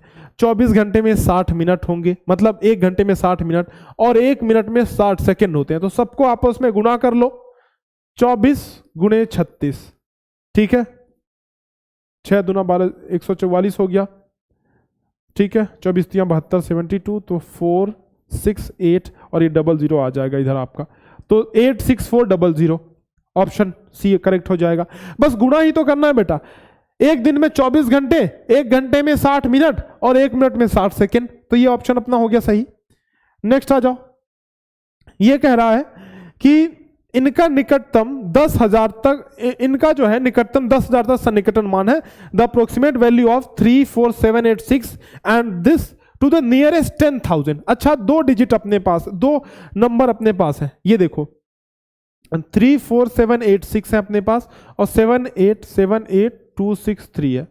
देखो बेटा इसमें निकटतम 10,000 तक सन्निकटन मान कह रहा है। 10,000 की बात करें तो जरा 10,000 देखते हैं कहाँ है। इकाई दहाई सैकड़ा हजार, ये है 10,000। इसमें भी इकाई दहाई सैकड़ा हजार 10,000, तो 10,000 तक निकटतम मान की बात कर रहा है। मतलब 10,000 के पहले वाला एक डिजिट पहले आप जाओ और उसकी वैल्यू देखो। तो ये 7 है ना, 7 से पहले 8 आता है, मतलब 8 यहां पे आ रहा है, तो 8 की वैल्यू 5 से ज्यादा है। तो कभी भी कोई वैल्यू अगर आपको 5 या 5 से ज्यादा मिले तो आपको यह समझना है कि भाई उसके बगल वाले में 1 जोड़ देना है। तो ये 5 से ज्यादा मिल रहा है ना, 7 में 1 जोड़ दो तो 8 हो जाएगा, यानी कि 80,000 हमारा करेक्ट आंसर हो जाएगा। 80,000, 10,000 तक कह रहा है ना, ठीक तो है, तो 80,000। ये जो वैल्यू है इसके बगल वाले को देखो 4 है और 4 5 से कम है, मतलब 3 में कुछ भी नहीं जुड़ेगा, तो इसकी वैल्यू हो जाएगी 30,000। ठीक है, तो 30,000 और 80,000 ये हमारा करेक्ट आंसर होगा बेटा। ऑप्शन कौन सा? D option. 30 और 70 नहीं, 30 और 80 होगा। ठीक है, ये देखो इसको सरल करना है। अब आपको बदमाश वाला रूल, ठिचक्याओं वाला, उड़ाने वाला सीधा, देखो बेटा सरल करना है, बोर्ड मास के रूल के हिसाब से लगेगा। मतलब हमें क्या करना है, देखो हमें करना यह है कि सबसे पहले ब्रैकेट, तो ब्रैकेट कहीं है नहीं, उसके बाद ऑफ, मतलब का को सॉल्व करना है बेटा। तो का को मत भूल जाना, यहां सबसे पहले इसको सॉल्व करेंगे, इसको, फिर भाग को सॉल्व करेंगे। अगर तुम भाग को सबसे पहले सॉल्व करने बैठ गए तो फिर गई तुम्हारी कहानी खत्म। देखो ये 4 एकन्ने 4, 4 दूनी 8, ठीक, तो यहां से इसका मतलब गुणा होता है। 9 का 1 में गुणा किया 9 हुआ, 7 का 2 में गुणा किया 14 हो गया, यानी इसकी वैल्यू आ गई हमारे पास। अब देखो ये 7 चौके 28 एंड 28 प्लस 2 30, तो 30/7 और डिवाइडेड बाई 9/14, तो डिवाइडेड बाई 9/14 और गुणे 3/20। अब देखो बेटा यहां से आप देखो कि ये भाग है ना, तो गुणा करके पलट देंगे हम, यानी कि 30/7 इंटू 14/9 हो जाएगा। इस चीज को हमने पलट दिया इंटू 3/20। देखो इधर से जब काटेंगे तो ये 7 दूनी तो 14 हो गया, ठीक है। इस जीरो से ये जीरो टाय टाय फिस गया, ये 3 3 का 9 हो गया, और इस 3 से ये 3 कट गया, यानी कि फाइनली हमारे ये 2 बस ये महोदय बचे हमारे पास, तो 2 हमारा आंसर हो जाएगा। कुछ अभी भी हम गड़बड़ कर रहे हैं, क्या लग रहा है ऐसा? अच्छा 7 चौक 28, 2 30, तो 30/7 हो गया ये। इधर कितना 4 1 4, 4/7 है ना, तो 4 दूनी 8 है ना, तो 9 और 7 दूनी 14, 9/14 इधर, इधर तो कोई दिक्कत नहीं है। 7 चौक 28, 2 30, 30/7 भागा 9/14 और गुणे 3/20 है, ठीक है, इधर भी कोई दिक्कत नहीं है। तो 30/7 किए कर दिया, 14/9 कर दिया, गुणा करके गुणे 3/20 कर दिया इधर, इधर भी कोई दिक्कत नहीं है भाई। तो कहाँ 7 दूना 14 इधर कट रहा है, और 1 0 से 1 0 इधर कट गया, बिल्कुल सही। और अच्छा हाँ यार, इधर भी तो ये 2 बचा है बेटा, इधर भी तो ये 2 बचा है, तो 2 से 2 भी खत्म हो गया, यानी कि फाइनल 1 हमारा आंसर आएगा। 2 से 2 खत्म, तो 1 हो जाएगा, ऑप्शन बी, ठीक है। देखो छोटी छोटी मिस्टेक अगर आप करते हो ना, सोचो ऑप्शन अगर ऑप्शन में 2 होता तो हमारा 2 आंसर सही कर देते हम लोग, ठीक है। ये छोटी छोटी गलतियां नहीं करनी है, वरना फिर खत्म हो जाएगा तुम्हारा भी खेल इसी तरह से। आगे बढ़े, आ जाओ। अर्पिता 100 किलोमीटर की एक दूरी का 3/4 भाग, देखो अर्पिता कोई एक डिस्टेंस तय करती है 100 किलोमीटर। मान लो अर्पिता एक बच्ची है जो यहां से चलना शुरू करती है, इसके दो बस हेयर्स हैं, 2 बाल हैं ऊपर सर पे है ना। देखो 100 किलोमीटर की दूरी है बेटा, 100 किलोमीटर की दूरी तय करती है। कह रहा है कि 100 किलोमीटर की दूरी का 3/4 भाग 25 के स्पीड से शेष दूरी को साइकिल से तय करती है, ठीक है। तो 3/4 भाग का क्या मतलब हुआ, 100 × 3/4, यानी कि 75 किलोमीटर की दूरी जो है वो 25 की स्पीड से तय करती है, 25 किलोमीटर पर आवर के स्पीड से, ठीक है। ठीक, अब जो है बाकी दूरी कितनी बची, 25 किलोमीटर बची, है कि नहीं। अच्छा, अगर 25 के स्पीड से इतनी दूरी तय करती है, तो इस दूरी को तय करने में जो समय लगता है वो कितना लगेगा। डिस्टेंस अपना कितना है, डिस्टेंस 75, स्पीड है 25, तो 75/25, यानी कि ये अपना समय 3 घंटा लगा, और टोटल समय उसको लगा है 8 घंटा। तो बेटा 3 घंटा इधर लग गया, यानी मैं कह सकता हूं कि ये जो 25 किलोमीटर की दूरी इसने तय की, इसमें उसको लगे 5 घंटे। क्यों भाई, क्योंकि 3 घंटा इधर लगा है, 5 और 3 मिलाकर के 8, टोटल 8 घंटे का समय लगा है ना। तो 3 इधर लगा, 5 इधर लगा, 5 घंटे का समय लग रहा है। 25 किलोमीटर की दूरी तय करनी है उसको साइकिल से, ठीक। तो साइकिल की चाल क्या होगी बेटा। अब हमें पता है एक बात यार, सबको पता है कि चाल बराबर क्या होता है, दूरी बटे समय, यानी कि डिस्टेंस बटे टाइम। तो डिस्टेंस से 25 किलोमीटर और टाइम लग रहा है उसको कितना, 5 घंटे, यानी कि चाल आ गया 5 किलोमीटर प्रति घंटा, ठीक। तो हमारा आंसर कौन सा हो जाएगा, ये वाला बी ऑप्शन। चलो भाई अगले क्वेश्चन पे चलते हैं। ये जरा देखो और करने की कोशिश करो, इसको करो बेटा।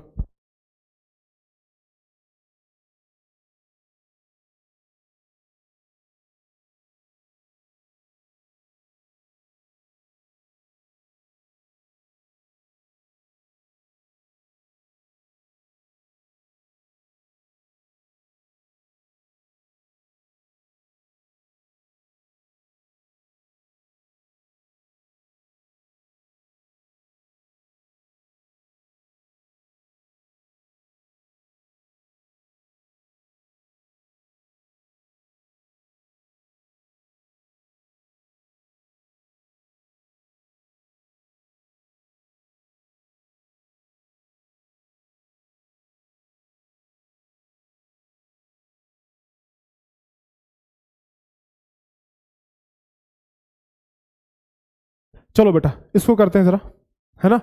कह रहा है कि वह संख्या ज्ञात कीजिए जिसके 12.5% का मान 12 के बराबर हो। अच्छा, यानी किसी संख्या के 12.5% का मान 12 है, तो वह संख्या मतलब 100% की वैल्यू निकालनी है। बेटा गुरुजी का जंतर याद करो, हमने आपको क्या बताया, जिसकी वैल्यू निकालनी है उसको ऊपर रखो। जितने की वैल्यू दी गई है आपको, तो 12.5 की वैल्यू दी गई है, 12.5 को नीचे रख दो, ठीक है। 12.5% की वैल्यू 12 है तो 12 से मल्टीप्लाई कर दो, आंसर आ जाएगा। क्या बोला मैंने, जिसकी वैल्यू निकालनी है उसको ऊपर रखो, जिसकी वैल्यू दी गई है नीचे रखो। तो देखो ये 8 बार में कट जाएगा, 12/96 आपका करेक्ट आंसर हो जाएगा 96, बी ऑप्शन, ठीक है। 5 और क्वेश्चन बचे हैं, थोड़ा जल्दी जल्दी अब करते हैं बेटा।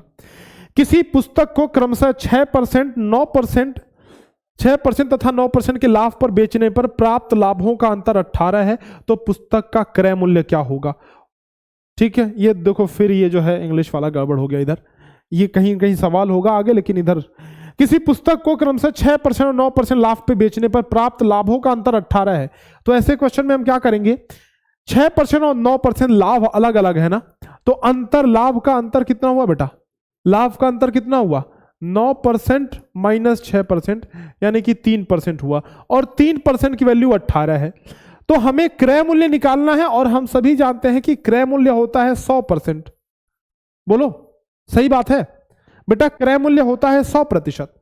तो 3% की वैल्यू अगर 18 है तो 100% की वैल्यू, देखो 3% की जो वैल्यू है वो है 18, तो 100% की वैल्यू निकालनी है आपको, तो 100 को ऊपर रखो और 3% की वैल्यू 18 है, तो 3 को नीचे रखो और 18 से मल्टीप्लाई कर दो, यानी कि 600 आपका आंसर आ जाएगा, ठीक है। नेक्स्ट चलो, ये देखो 57 देखो बेटा, इसको करो जरा आप सभी, कमॉन। 700 का 4 पैसा प्रति रुपया प्रति छमाही की दर से 4.5 वर्ष का साधारण ब्याज, 700 का 4 पैसा प्रति रुपया प्रति छमाही की दर से 4.5 वर्ष का। देखो कह रहा है कि 700 रुपए का, यानी कि मूलधन हमारा है, प्रिंसिपल इज इक्वल टू 700, यानी कि मूलधन हमारा है कितना, 700 रुपया। 4 पैसा प्रति रुपया मतलब क्या हुआ, 1 रुपए के ऊपर 4 पैसे का ब्याज लगता है, तो इसका मतलब क्या हुआ, 100 पैसे के ऊपर 4 पैसे का ब्याज लगता है, मतलब 4% ब्याज हुआ कि नहीं, तो 4% रेट हो गया। कह रहा है छमाही लगता है, मतलब 6 महीने पे ब्याज कैलकुलेट होता है। 4.5 वर्ष में कितने छमाही होंगे बेटा, तो ये 4.5 है, 4.5 इंटू 2 यानी कि 9 छमाही होंगे। तो देखो अब सारी चीजें हमारे पास धीरे धीरे आ गई बेटा, दर आ गया, रेट आ गया, दर is equal to rate is equal to 4%, time यानी कि समय आ गया बेटा, समय is equal to time is equal to कितना हो गया, 9 हो गया हमारा। देखो 4, 4.5 नहीं लेना, समय 9 लेना है, क्यों, क्योंकि 4.5 साल में 9 छमाही होंगे, 6 महीने का 4.5 साल में बांटोगे तो कितना होगा, 9 होगा, तो इसीलिए 9 हमें लेना है। अब हमें साधारण ब्याज निकालना है, तो simple interest will be PRT बटे 100, प्रिंसिपल कितना 700 रुपया, रेट कितना बोलो 4%, टाइम 9 बटे 100 कर दो। यहां देखो 00 से 00 काटा, 7 चौके 28, और 28 गुणे 9 करोगे बेटा तो 280 माइनस 28 तो 252 हो जाएगा, ठीक है। ऑप्शन सी ऑप्शन करेक्ट हो गया हमारा। यहां से समझ में आ रही है बात, आ जाओ अगला सवाल।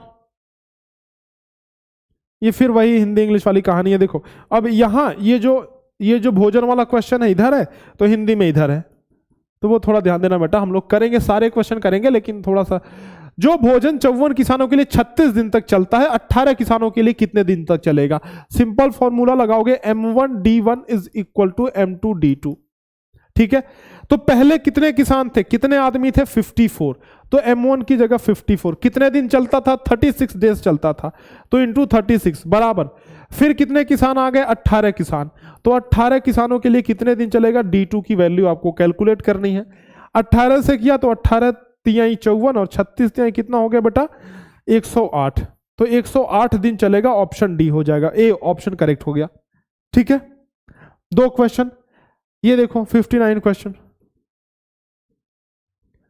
प्रथम 6 सम संख्याओं का औसत, तो ध्यान रखना प्रथम n सम संख्याओं का औसत, प्रथम n सम संख्याओं का अगर औसत हम लोग निकालना चाहें बेटा, प्रथम n सम संख्याओं का औसत निकालना चाहें तो कैसा होगा, औसत कैसा होगा बोलो बेटा, कितना होगा औसत, प्रथम 6 सम संख्याओं का औसत, तो प्रथम n सम संख्याओं का औसत जो होता है वो होता है n+1, तो 6 सम संख्याओं का औसत हो जाएगा 6 + 1 मतलब 7 हो जाएगा, तो इनमें से कोई नहीं।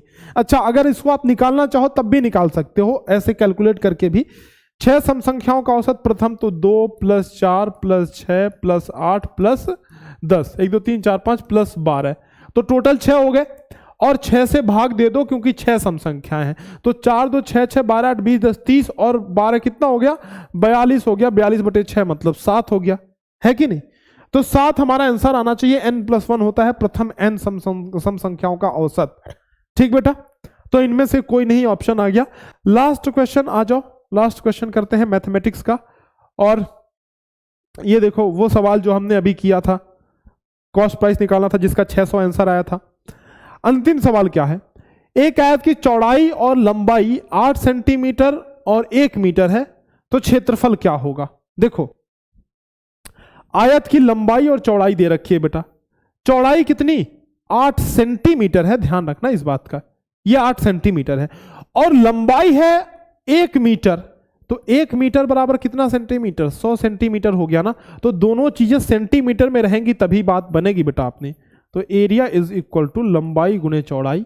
लंबाई हुई 100, चौड़ाई हुई 8, तो 100 × 8 बराबर 800, है कि नहीं? तो एरिया हो गया 800 centimetre square. Option B correct हो गया। ठीक है बेटा, तो इस तरीके से हमने सारे जो है 60 सवाल कर डाले मेंटल एबिलिटी और मैथमेटिक्स के मिलाकर के। मेंटल एबिलिटी के 40 सवाल, मैथमेटिक्स के 20 सवाल, तो टोटल हमने 60 कर लिए, है ना? कितने नंबर आ रहे हैं लिख करके बताओ बेटा। चलो लिखो, कमेंट सेक्शन में लिख करके बताओ कितने। देखो आसानी से, बड़े खेल खेल में हमने मस्त सारे सवाल कर लिए। तो एक बार कमेंट सेक्शन में जब मुझे लिख करके बता दो कि कितने सवाल तुम्हारे सही हो रहे हैं। बाकी बढ़ते हैं हम पैसेजेस पे, पैसेजेस को जल्दी जल्दी करते हैं बेटा। उससे पहले मैं आपको बता दूं कि अगर आप किसी बैच में एडमिशन लेना चाहते हैं तो आप हमें इस नंबर पे कॉल या व्हाट्सअप कर सकते हैं 6260388361 पे। ये हमारा हेल्पलाइन नंबर है, so make sure you call us on this number 6260388361। ठीक है, इस नंबर पे कॉल या व्हाट्सअप कर सकते हैं। हमारे ये सारे बैचेस चल रहे हैं, Arjun batch, Navodaya alpha batch, सैनिक अल्फा बैच, और 30 मॉक टेस्ट की सीरीज भी है, 50 मॉडल पेपर की सीरीज है। तो ये सारी चीज़ें हैं हमारे ऐप के अंदर, तो एक बार जरूर से विजिट करें। अच्छा, मैं पैसेजेस दिखा दे रहा हूँ, आंसर आपको खुद करने हैं। ये पैसेजेस जो है, क्योंकि काफ़ी टाइम हमने ले लिया मॉडल पेपर में, इसीलिए मैं पैसेज दिखा दे रहा हूँ। पहले इंग्लिश वाला दिखा दे रहा हूँ, फिर हिंदी वाला दिखाता हूँ। ये स्क्रीनशॉट लेते जाओ तुम सभी, जल्दी जल्दी इसको करना है। स्क्रीनशॉट लेते जाओ बेटा, स्क्रीनशॉट ले लिया। इंग्लिश वाला पहले दिखा दे रहा हूं, फिर हिंदी वाला दिखा देता हूं मैं। ये पैसेज नंबर 1, ये देखो, ये क्वेश्चन नंबर 1, स्क्रीनशॉट लेते जाओ। ये क्वेश्चन 2, फिर ये क्वेश्चन 3 हो गया, कर लिया। ये क्वेश्चन 4 हो गया, और ये 5। तो इन सभी का स्क्रीनशॉट ले लेना, आप इसको खुद करके और कमेंट सेक्शन में आंसर लिखना। ये पैसेज नंबर 2 हो गया, इसका भी स्क्रीनशॉट लो आप सभी। पैसेज नंबर 2 बेटा, क्वेश्चन 1 इसका, पैसेज नंबर 2 का, क्वेश्चन 2, ये क्वेश्चन 3, सभी इसका स्क्रीनशॉट लेते जाओ फटाफट जल्दी जल्दी। ये क्वेश्चन 4 और ये क्वेश्चन 5। ठीक है, चलो हिंदी वाला मैं अभी क्वेश्चन का आंसर भी दे दूंगा आपको, तो इंग्लिश वाला भी आप समझ जाओगे, है ना? ये देखो, ये पैसेज देखो बेटा, इंग्लिश वाला, ये पैसेज नंबर 3, ताजमहल के बारे में दिया गया है। क्वेश्चन 1 का स्क्रीनशॉट लो। ये हो गया क्वेश्चन नंबर 2, ये देखो, ये 3 हो गया। ये आ जाओ 4, और ये 5। ठीक है, इनकम्बेंट का अपोजिट, तो डिपोज्ड एंड डिथ्रोन्ड, ये दोनों हो जाएगा। अपोजिट मतलब एंटोनिम। ये पैसेज नंबर 4 देखो, चंद्रगुप्त मौर्य के बारे में दिया हुआ है। पैसेज नंबर 4 ध्यान से देखो, इसको स्क्रीनशॉट ले लो इसका। ऑप्शन, ये क्वेश्चन 1 हो गया, ये क्वेश्चन 2 हो गया। ये आ जाओ क्वेश्चन नंबर 3 के ऊपर, ये हो गया आपका question number 4, synonym of coronation. Coronation का मतलब होता है बेटा कि राज्याभिषेक करना, मतलब किसी को राजा बनाना, गद्दी पे चढ़ाना, है ना? तो इंथ्रोन का इसका आंसर हो जाएगा इंथ्रोन। Next question number 80। ठीक, तो ये पैसेज के आपके सारे क्वेश्चंस हो गए। अब एक काम करते हैं हम हिंदी वाले पैसेजेस देखते हैं एक बार फटाक फटाक और उनका आंसर करने की कोशिश करते हैं।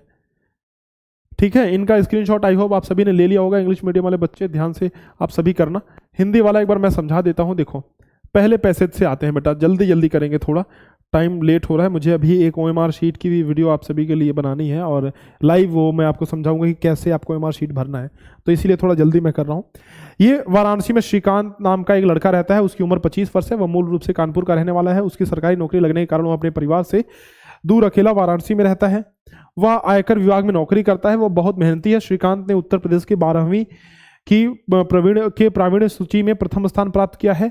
श्रीकांत के पिता एक गरीब किसान है। श्रीकांत की 2 छोटी बहनें भी हैं। श्रीकांत को बैडमिंटन खेलना बहुत पसंद है। तो श्रीकांत एक बच्चा है, उसके बारे में दिया गया। श्रीकांत को क्या खेलना पसंद है? बैडमिंटन। अभी देखा। श्रीकांत कौन से विभाग में नौकरी करता है? तो आयकर विभाग में, अभी पैसेज में पढ़ा।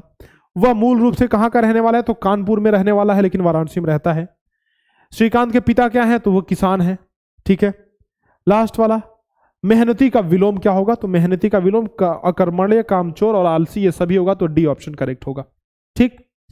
नेक्स्ट पैसेज देखो, कबड्डी के बारे में दिया गया है। कबड्डी एक खेल है जो मुख्य रूप से भारतीय उपमहाद्वीप में खेली जाती है। इस खेल का उद्भव प्राचीन भारत में तमिलनाडु में हुआ था।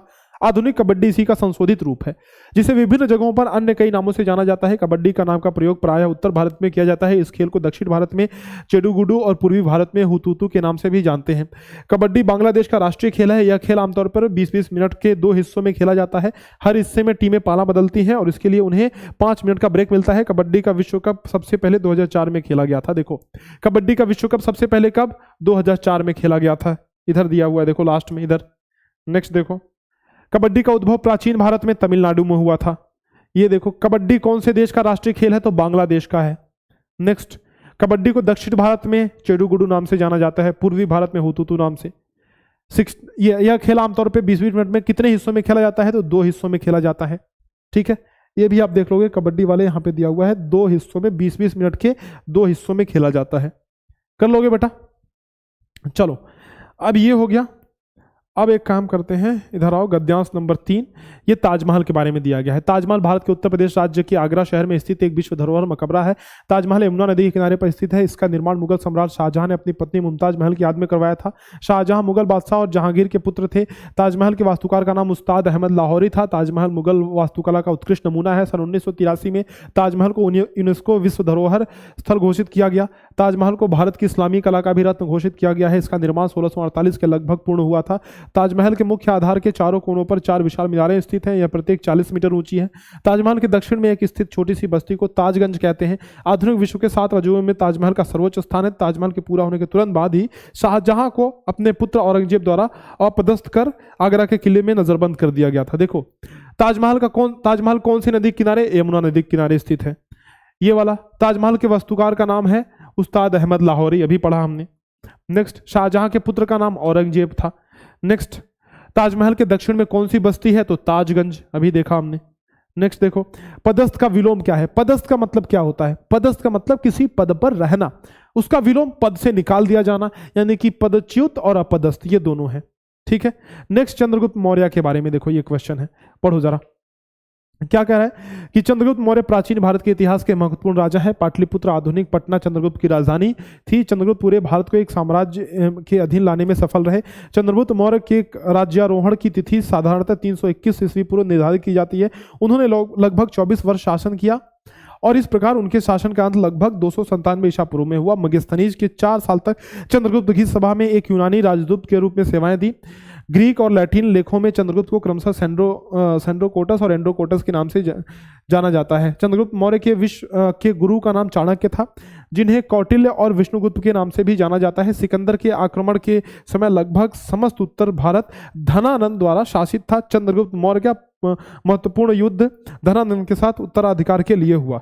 देखो, सिकंदर के आक्रमण के समय समस्त उत्तर भारत धनानंद के द्वारा शासित था। ठीक है, ये देखो, चंद्रगुप्त मौर्य के गुरु का नाम चाणक्य, विष्णुगुप्त और कौटिल्य, ये तीनों उनको बोलते थे। मतलब चाणक्य का नाम ही विष्णुगुप्त भी था और कौटिल्य भी था।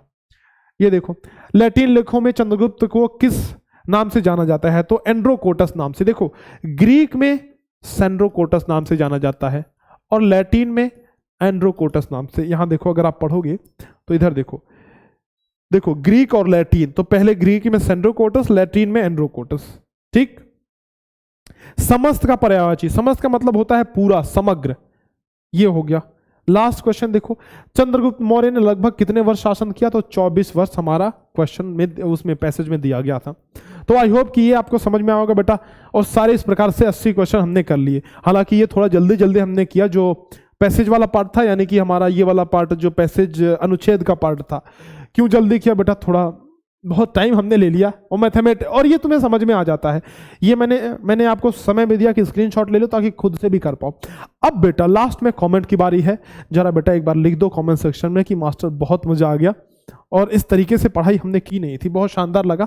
एक बार लिख दो बेटा कमेंट सेक्शन में, सभी लोग कमेंट करके लिखेंगे और मुझे ये भी बताएंगे कि 80 में से कितने क्वेश्चन आपके सही हुए।